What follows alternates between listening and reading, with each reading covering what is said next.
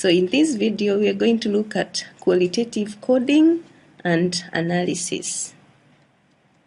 The objective of this unit is to learn how to code and analyze a set of data in some gender-sensitive social research.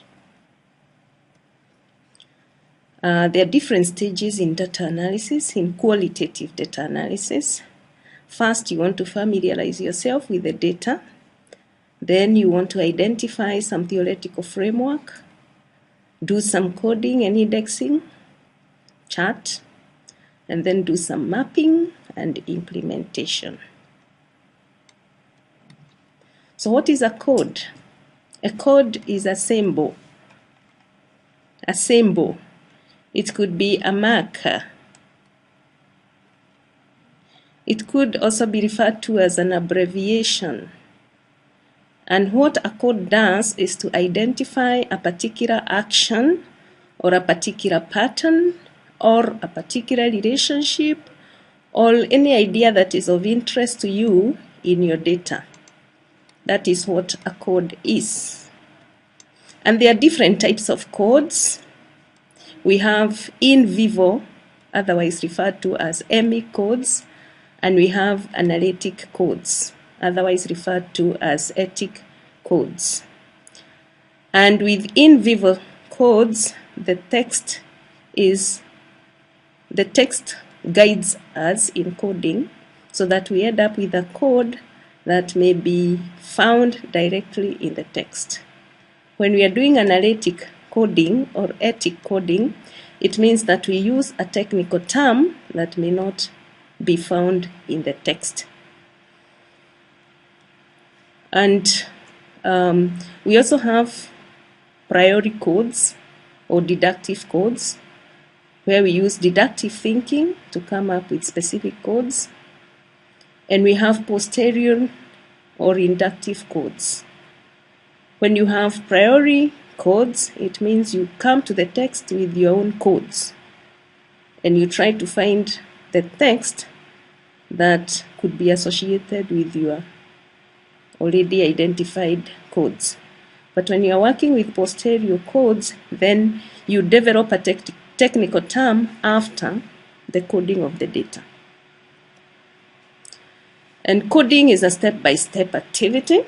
The first thing that you want to do when you have a set of data in form of a transcript is to read the entire transcript. And we do this in a leisurely way in order to get an overview. But we also read the transcript for meaningful phrases or terms. And these are what we call codes or themes. The second step is about assigning the technical codes. Before us is a transcript. This came out of some focused observation, and the observation was about gender relations at the Mao Labour Ward. It is important to remember the context when you are doing qualitative coding. So this is Mao Labour Ward. And this is not the whole transcript, this is only an excerpt. Somebody is speaking and saying, "Don't stand here asking questions. Go quickly and bring me the bag." At the bed, immediately in front of me, a man who seems to be in his 30s is listening to a woman who is lying in bed. She takes time to speak, and when she speaks, it is in low tone. I can hardly hear what she's saying, but the man seems to be hearing everything clearly because he's listening keenly without interrupting. Occasionally, he nods. We know that in gender relations, we want to see who is acting, and we want to analyze the action and see what kind of action it is. In this case, we have a conversation. So we are interested in who is speaking and who is listening. So in the next slide, we see some focused Emic coding. Remember, we said that Emic coding picks codes from the text directly. So this is the conversation between the man and the woman in a maternity labor ward. And here we have coded that a man who seems to be in his 30s is listening. The action is listening, and the man is listening. To a woman who is lying in bed, the woman is lying in bed. She takes time to speak. The woman speaks, the man listens. The woman lies in her bed, the man is standing. I can hardly hear what she's saying, but the man seems to be hearing. The man is hearing everything clearly because he is listening. The man is listening and hearing clearly. And he's not just listening, but listening keenly without interrupting. Occasionally, he nods. The blue, what is in blue, presents our Emic codes, the codes that we get from within the text. Now, in the next slides, we see the same code has been done, and then something is written in brown. And what is written in brown now is the technical code, that is Etic coding. You can pick all what you have as a code from the text and find a technical term for it. You'll notice that here we have cancelled this code. I will explain that in a short while. But for now, we are saying that you can pick all the words that make the Emic code and find a technical term for it. In this instance, we say a man who seems to be in his 30s listening to a woman lying in bed. When we look at this activity, we realize that one person is subordinate and the other one is dominant. So in the initial stages, when I read this text, I coded it technically as insubordinate woman. The woman is subordinate. The woman is not dominant. But the reason why we have cancelled it is because when we read further on, we realize that it is probably not about female subordination. So I'm not sure about this code, and that is why I have cancelled it out. The next code, man seems to be hearing everything clearly without interrupting. It gives us an idea of a subordinate man. The person who listens is normally the subordinate one. The person talking is normally the dominant one. So here we see a subordinate man. Occasionally he nods, a subordinate man. If we had the entire text, you'd have realized that we go on coding and eventually we have a set of activities in Emic coding, and then we have a set of ideas in technical language, which is what we call Etic coding. So if we had the bigger script, we would find as many as these codes. We see somebody commanding, and of course the person commanding is the dominant one, the more powerful one. We see somebody in the text shouting. Again, the one shouting is the dominant one. Somebody is listening. People who are subordinate tend to be the ones listening. The people who have knowledge very often have power are the ones who are saying things to the other. So here we see some people are dominant, others are subordinate. So we look at all these activities and we try to identify, is it the man or is it the woman who is commanding?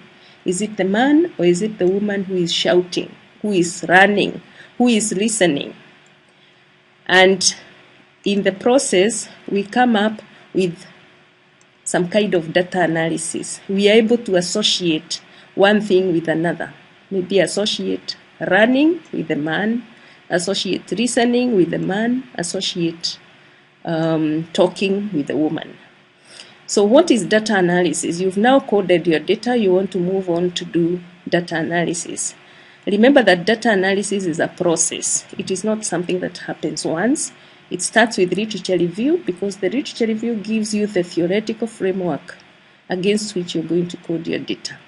Even as you collect data, you get certain ideas in your mind. They are important in qualitative research.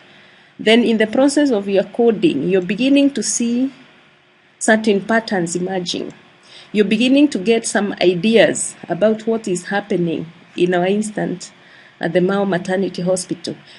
And then now you get to the actual data analysis after the coding and move on to interpreting and reporting your study findings. So data analysis is the process of making sense of your data, a process of interpreting your data. But as we've said, the process is much longer than what happens at the actual stage of data analysis.